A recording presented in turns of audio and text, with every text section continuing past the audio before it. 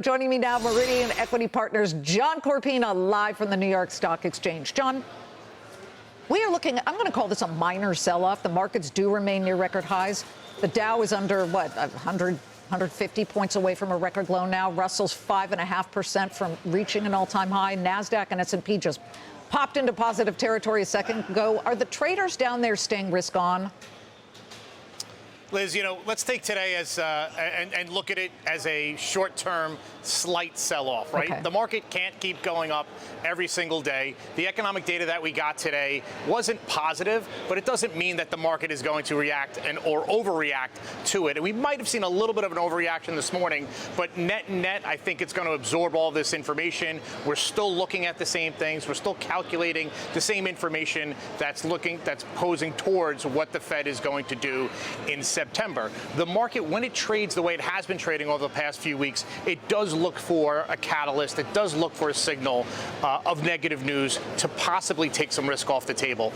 We didn't see that this morning. I don't think we're going to see that anytime soon until we get more information that's going to come out of Alaska this weekend. I think that's going to be the next market mover that we should be focusing on, and we are. Yeah, we have seen these jump scares from some of the data that come in intermittently, and yet it appears to be a one-off. Although, listen, occasionally the one-offs are piling up here.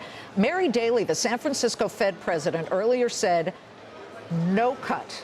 There is no chance of an interest rate cut in the wake of this PPI number. Again, though, you're starting to see some of the Federal Reserve members say, you know what, we could afford a quarter-point slice off the interest rate at the moment.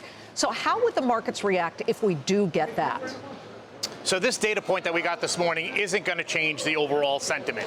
Yes, it's something to take into consideration, but everything is leading towards, all indications are, we are getting a rate cut in September, and most likely more after that. And like you said, the question really is, are we getting a quarter or are we getting a half? I think the uncertainty of that as we get closer might put pressure on the market. A quarter-point rate cut in September is what this market needs now. The Fed needs to start making a move in that direction, and they need to do it calculated and gradually to get us back to a point where we all feel comfortable and our economy is able to absorb rates within that range again. So it's going to take us time to really move back to that area, but the rhetoric back and forth, the pressure from the White House, the economic data, the geopolitical risks, everything there coupled together leading up to this September meeting is going to be very important to force the Fed into making the right decision. John, how long have we known each other? 25 years or something? That sounds about right. Well, I want our viewers to know something.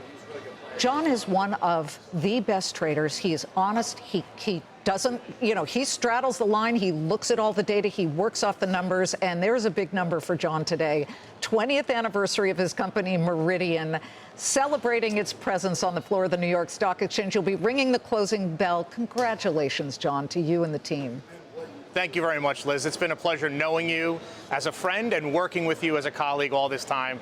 You've been instrumental to our business all along in talking with us and promoting us, and we're looking forward to ringing the closing bell today. So, again, thank you very much. Well, if I've been that instrumental, can I have a cut of it?